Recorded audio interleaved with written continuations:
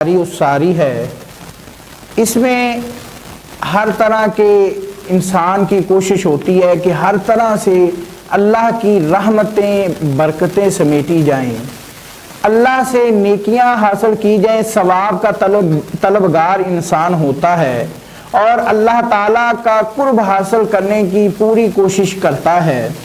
आज हमने जिस मौजू पर गुफ्तगू करनी है उस मौजू का नाम है नेकी और गुनाह। जिस तरह हम नेकियां तो करते हैं, हमारी कोशिश भी होती है कि ख़ास तौर पर रमज़ान और मुबारक में हम कोशिश करते हैं कि किसी ना किसी बहाने से, किसी हीले से, किसी ना किसी तरह हम नेकी हासिल कर सकें, जिससे हम अल्लाह ताला का कुर्ब हासिल कर सकें। लेकिन नेकी हासिल कर लेना बड़ी बात नहीं है। नेकी हासिल कर लेनी वो तो एक ठीक है, हम आम रूटीन में नेकी कर लेते हैं, लेकिन हम मुतमिन हो जाते हैं। लेकिन हम जो आज हमने जो गुफ्तगू करनी है वो गुफ्तगू इस तरह करनी, इस मौजू पर करनी है कि क्या नेकी हासिल कर लेने से हमारी नेकी जो है वो हमारे नामा अमाल में लिख दी जाती है, या कुछ ऐसे अमाल हैं जिनकी जो अमाल करने की वजह से जो हमारी नेकी है वो ज़ाया हो जाती है।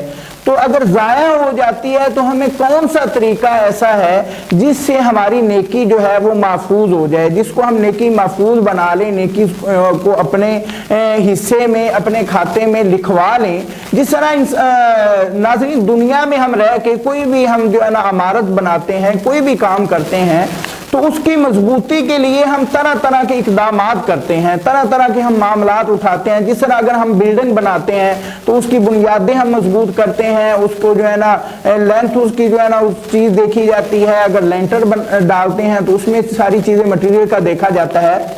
तो इसी तरह अगर हम नेकी करते हैं तो हमारी नेकी महफूज कैसे रह सकती है। इसी तरह गुनाह है, गुनाह हम करता है। अल्लाह ताला की कुदरत और रहमत देखें कि जब हजूर अलैहिस्सलाम के उम्मती नेकी का इरादा करते हैं तो अल्लाह ताला अपने फरिश्तों को फरमाता है कि इस मेरे बंदे ने नेकी का इरादा किया है, ये नेकी का सवाब जो है इसके खाते में लिख दिया जाए, इसके नामा अमाल में लिख दिया जाए।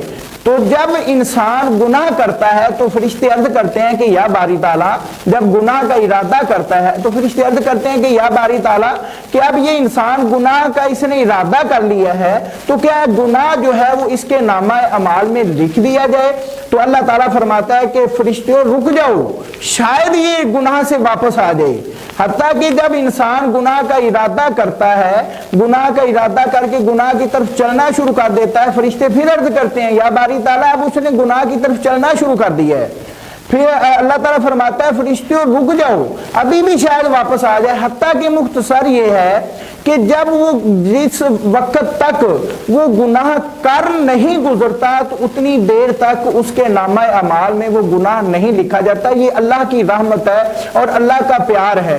और जब इंसान नेकी का इरादा करता है तो नेकी जो है जब इरादा ही करता है, दिल में सोचता है अभी उसने नेकी की तरफ जाना है, नेकी की तरफ उसने जहाँ पे नेकी का काम करना है वहां पे पहुंचना है, या नेकी के काम करने के लिए उसने वसाइल अभी बनाने हैं, तो उसके बावजूद जब वो इरादा करता है तो अल्लाह तबारक व तआला अपनी रहमत से उसके नामा अमाल में उस नेकी का सवाब लिख देता है। ये अल्लाह ताला की तरफ से बड़ी नेमत है, बड़ी रहमत है। तो नाज़रीन आज हम नेकी और गुनाह के बारे में बात करेंगे। इस मौजू पर गुफ्तगू करने के लिए हमारे साथ जो शख्सियत मौजूद है, आपकी जानी पहचानी शख्सियत है, आप पहले भी उन्हें सुन चुके हैं। मेरी मुराद हजरत अल्लामा मौलाना कारी मोहम्मद लतीफ़ सैफी साहब हैं। तो लामा साहब बहुत शुक्रिया आपका, जो आज हमने मौजू डिसाइड किया है ये बहुत ही अच्छा मौजू है। इस पर गुफ्तगू करनी चाहिए क्योंकि हमारे नाजरीन को, सुनने वालों को, हमारे मुसलमानों को ये पता होना चाहिए कि क्या अगर हमने नेकी कर ली है कि क्या वो नेकी हमारी महफूज है, या कुछ ऐसे अमाल हैं जो नेकियों को ज़ाया कर देते हैं, या गुनाह हम करते हैं तो गुनाह कैसी, गुनाह की कैफियत क्या होती है। तो लामा साहब सबसे पहले आप हमें ये बताएं कि नेकी की हिफाजत कैसे की जाती है, नेकी की हिफाजत कैसे की जाती है, या ये भी साथ हमें वजाहत फरमानी है कि क्या कुछ अमाल ऐसे हैं जो अमाल करने से हमारी नेकी जो है वो ज़ाया हो जाती है। बहुत शुक्रिया شکریہ. بسم اللہ الرحمن الرحیم. بہت شکریہ حافظ محمد ظہیر صاحب آپ کا، آپ نے دوبارہ وقت دیا ہے اس بات کو اجاگر کرنے کا کہ رمضان المبارک کے اندر یہ بہت ہی اہم موضوع آپ نے جو ہے وہ کیا ہے کہ بعض ساتھی بعض لوگ جو ہیں جو رمضان المبارک کے اندر نیک اعمال کرتے ہیں، جوک در جوک کرتے ہیں، وہ بندہ بھی نماز پڑھنے مسجد میں آ جاتا ہے جو پورا سال نہیں آتا. یہ خاص کرم ہوتا ہے اللہ تعالیٰ کا رمضان مبارک کے اندر. تو آپ نے بہت ہی اہم سوال کیا ہے کہ نیکی تو کر لی، نماز بھی پڑھ لی، روزہ بھی رکھ لیا، جھوٹ سے بھی، غیبت سے بھی، بد نگاہی سے بھی، ہر چیز برائی سے اپنے آپ کو بچا لیا. اب اس نے نیکی کر لی ہے تو اب اس نیکی کو محفوظ کیسے کیا جائے، اس کی حفاظت کیسے کی جائے. کیونکہ دیکھیں اگر کوئی بندہ بڑی محنت کے ساتھ کھانا بناتا ہے، اس کو پکاتا ہے، اس کے اندر نمک بھی ڈالتا ہے، مرچ بھی ڈالتا ہے، گھی بھی ڈالتا ہے، سب کچھ کرنے کے بعد اس کے اندر کوئی ناپاکی والا چھینٹا پڑ جاتا ہے تو وہ سارا کھانا بیکار ہو جائے گا. اسی طریقے کے ساتھ اگر کوئی بندہ نیکی کی ہے، ہر چیز اچھی طریقے کے ساتھ اس نے اللہ تبارک و تعالیٰ کے احکام پر عمل پیرا ہوا ہے، لیکن کوئی ایسا کام اس نے کر دیا کہ جس کی وجہ سے یا اس کے دل میں خیال آ گیا کہ یہ نماز پڑھ رہا ہے، نماز پڑھنے کے بعد باہر نکلا تو اب اس نے دیکھا کہ کچھ بندے بیٹھے ہوئے ہیں، انہوں نے نماز نہیں پڑھی ہے، اس کے دل میں خیال آیا یہ کتنے گندے لوگ ہیں، گناہ گار لوگ ہیں، میں بڑا متقی پرہیزگار ہوں، میں نماز پڑھ کے آ رہا ہوں، یہ ایسے بیٹھے ہوئے ہیں. تو یہ چیز بھی ذہن کے اندر نہیں آنی چاہیے. بزرگ فرماتے ہیں جب تمہارا دل چاہے کہ تم برائی کو ڈھونڈنے کے لیے تم اپنے اندر ڈھونڈو، جب تم نیکی کو ڈھونڈنے کی کوشش تمہارا دل کرے میں نیکی کو ڈھونڈوں تو اس وقت پھر وہ متقی اور پرہیزگار لوگ ہیں ان کے اندر نیکی کو ڈھونڈو. یعنی اپنے آپ کو بندہ یہ سمجھے کہ میں سب سے برا میں ہی ہوں. اب دیکھیں ایک بندہ اللہ تعالیٰ نے قرآن مجید فرقان حمید میں ارشاد فرمایا انما یتقبل اللہ من المتقین، اللہ تعالیٰ صرف اور صرف متقی لوگوں کے اعمال ہی قبول فرماتا ہے. پتہ یہ چلا کہ ہم جو اعمال کرتے ہیں، نیکیاں کرتے ہیں، اس کے ساتھ ساتھ نیکی کے ساتھ ساتھ ہمیں تقوی کی بھی ضرورت ہے. اب تقوی کیا چیز ہے، یہ سوال پیدا ہوتا ہے کہ پہلے ہمیں تقوی کا پتہ تو چلے تقوی کس چیز کو کہتے ہیں. حضرت ابن عمر رضی اللہ تعالیٰ عنہ نے پوچھا گیا تو آپ نے فرمایا کہ تقوی یہ ہے، سوال کرنے والے سے آپ نے پوچھا کبھی تم خاردار جھاڑیوں سے گزرے ہو؟ اس نے کہا جی کئی بار گزرا ہوں. تو آپ نے فرمایا کیسے گزرتے ہو؟ تو کہا کہ ایسے گزرتا ہوں کہ میں اپنے دامن کو سمیٹ کر، اپنے کپڑوں کو سمیٹ کر، اپنے جسم کو بچا کر گزرتا ہوں، کہیں کوئی کانٹا میرے جسم کو نہ لگ جائے، کوئی جھاڑی جو ہے وہ میرے کپڑوں کو نہ لگ جائے، یعنی میں اپنے آپ کو بچا کر گزرتا ہوں. تو آپ نے فرمایا تقویٰ بھی یہ ہے کہ دنیا میں تم رہو ایسے زندگی گزارو کہ گناہوں کی آلودگی، گناہوں کے کانٹوں سے اپنے آپ کو بچا کر زندگی گزار دینے کا نام کی تقویٰ ہے. کیا بات ہے. تو اللہ تعالیٰ فرماتا ہے میں متقی لوگوں کے ہی اعمال قبول فرماتا ہوں، یعنی جو متقی ہیں اس کے لیے تقویٰ بہت ضروری چیز ہے. تقوی کے اندر یہ چیزیں بھی آ جاتی ہیں کہ آپ کی نگاہوں کے اندر شرم و حیا ہو.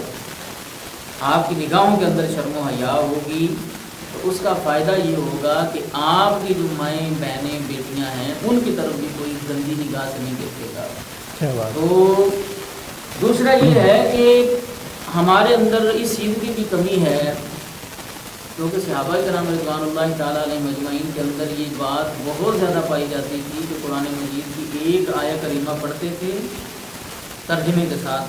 اب ان کو تو ویسے ہی ترجمے کی ضرورت نہیں تھی، وہ اس پر عمل کرتے تھے، اس کے بعد اگلی آیت پڑھتے تھے. کیا بات. اب پورا سپارہ پڑھتے ہیں، 5 سپارے روزانہ کے پڑھتے ہیں، لیکن ہمیں نہیں پتہ چلتا کہ اس میں اللہ تعالیٰ کیا فرما رہا ہے، حکمت کیا ہے اللہ تعالیٰ کی. اللہ تعالیٰ ہمارے لوگ جو ہیں وہ جہاں پر اللہ کے عذاب کا آیت ہوتی ہے اس پر بھی سبحان اللہ کہہ رہے ہوتے ہیں، جبکہ صحابہ کرام رضوان اللہ تعالیٰ علیہ مجمعین جب وہ آیہ کریمہ عذاب والی پڑھتے تھے تو وہ آنسو بہاتے تھے، روتے تھے.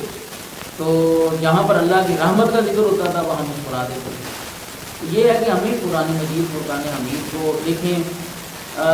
حضرت فاروق اعظم رضی اللہ تعالیٰ عنہ کا دور تھا تو عیسائیوں نے یہ سازش کی کہ مسلمانوں کی فوج یہاں سے گزرنی ہے، تو انہوں نے حسین ترین لڑکیاں ڈھونڈ کر وہ لے کر آئے، عیسائی لڑکیاں جن کو لوگ دیکھنے کے لیے ترستے تھے، اتنی خوبصورت عورتیں وہ ڈھونڈ کر لائے کہ تم نے کیا کرنا ہے، تم نے یہاں پر کھڑے ہو جانا ہے ان کے راستے میں، جب فوج گزرے گی تو تم نے رقص کرنا ہے، ان کو بہکانا ہے، تو ان کا ایمان خراب کرنا ہے.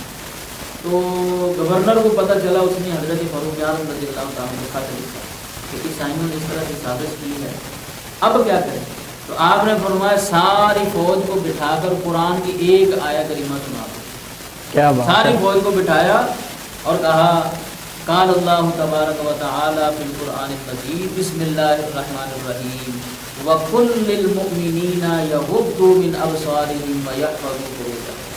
کیا بات ہے. اے ایمان والو اپنی نگاہوں کی حفاظت کرو اور اپنی شرمگاہوں کی حفاظت کرو. صدق اللہ العظیم. ایک آیت کریمہ سنا دی. ساری فوج وہاں سے گزر رہی ہے. ان عورتوں نے جو بہکانے کے لیے آئی تھی، ان کا ایمان کو جو ہے وہ ڈسنے کے لیے آئی تھی، تو اب وہ جب فوج گزر رہی ہے سب کی نگاہیں نیچی ہیں کیونکہ آیا کریمہ سن کر آئے تھے، تو اب وہ انہوں نے رقص کرنا شروع کر دیا. کسی ایک صحابی نے بھی نگاہ اٹھا کر نہیں دیکھا. کیا بات. پوری فوج گزر گئی. پیچھے سے ایک عورت نے آواز لگائی کہ یہ اندھوں کی فوج تو نہیں ہے، کسی ایک نے بھی ہماری طرف نہیں دیکھا. تو پیچھے ایک جو صحابی تھے انہوں نے نگاہیں نیچے کیے ہوئے جواب دیا، انہوں نے کہا کوئی بندہ ان میں نبینا نہیں ہے، اندھا نہیں ہے، سب دیکھنے والے ہیں لیکن دیکھے گا کوئی نہیں. اس نے کہا کیوں نہیں دیکھے گا، ہمیں تو دیکھنے کے لیے دنیا ترستی ہے، ہم اتنی حسین ہیں، ہمیں اپنے حسن پر بڑا ناز ہے، ایک بندہ بھی نہیں دیکھے گا کیوں. کہا کہ سارے قرآن کی آیت سن کر آئے. کیا بات ہے. حسین اتنی تھی جب بندہ خود عمل کرتا ہے، با عمل بندے کی زبان آج دل خیزت بر دل ریزت، دل سے بات نکلتی ہے دل میں اتر جاتی ہے. کیا بات ہے. جب انہوں نے کہا کیوں نہیں دیکھے گا، کہا تو قرآن کی آیت سن کے رہے، ان پر اثر اتنا ہوا، انہوں نے کہا کہ ہمیں بھی وہ قرآن کی آیت.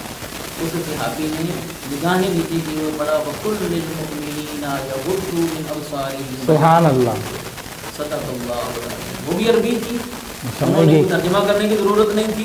تو اب ان پر اثر اتنا ہوا کہ اب انہوں نے کہا کہ اے جانے والو، آئی تو تھی ہم تمہارے ایمان پر ڈاکہ ڈالنے کے لیے، لیکن اب حالت ہماری یہ ہو گئی ہے کہ اب ہمیں بھی ایمان کی دولت سے سرفراز کر دے گا، ہمیں بھی کلمہ پڑھا کر مسلمان کر دے گا. آئی تھی ایمان پر ڈاکہ ڈالنے کے لیے، لیکن خود جو ہے ان کی پارسائی کو دیکھ کر، پاک دامنی کو دیکھ کر، صحابہ کرام رضوان اللہ تعالیٰ علیہ مجمعین کو دیکھ کر وہ خود جو ہے ایمان کی طرف راغب. جی ناظرین، ہماری علامہ صاحب سے گفتگو جاری رہے گی. ابھی نیکی کی حفاظت پر ہی ہم گفتگو دوبارہ جاری رکھیں گے.